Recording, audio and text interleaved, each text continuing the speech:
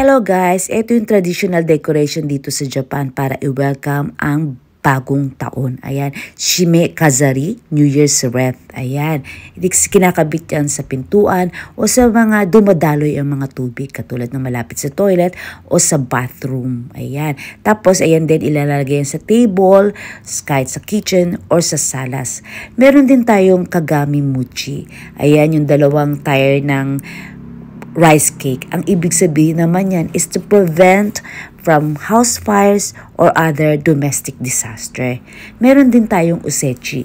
Alam nyo ba yung osechi na yan, yung traditional food dito sa Japan, pag New Year, may mga ibig sabihin lahat ng food na nakalagay dyan. Halimbawa na lang yung black soybeans for healthy and strong body, yung candied sardines for rich harvest, yung kamaboko, yung red nun is for joy, yung white nun is for holy.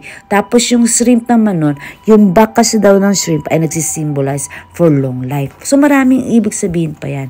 Ito naman yung toshikoshi soba. Gagawin natin yan mamaya bago magbagong taon. Kailangan kumain tayo nun para long life. At saka may ibig sabihin daw din yan.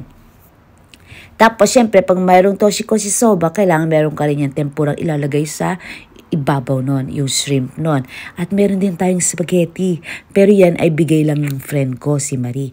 Binigyan niya ako ng Christmas at nagustuhan ko. Sabi ko, ang sarap kasi Philippine style spaghetti siya.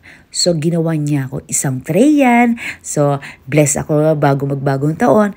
Marami bigay siya sa akin na food na spaghetti. Philippine style spaghetti. Siyempre, may pa-cake din tayo para may dessert tayo sa mamaya. Pagsalubong natin sa bagong taon.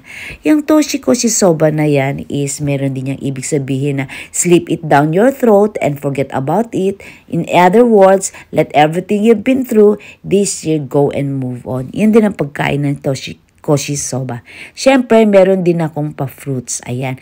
Nakaugalian na natin yan sa Pilipinas na meron tayong 13 kinds of fruits sa ibabaw ng table natin. So kahit na ano pa yan, pipilitin natin makabili ng 13 kinds of fruits sa Pilipinas. So ako rin, yun ang ginawa ko dito sa Japan.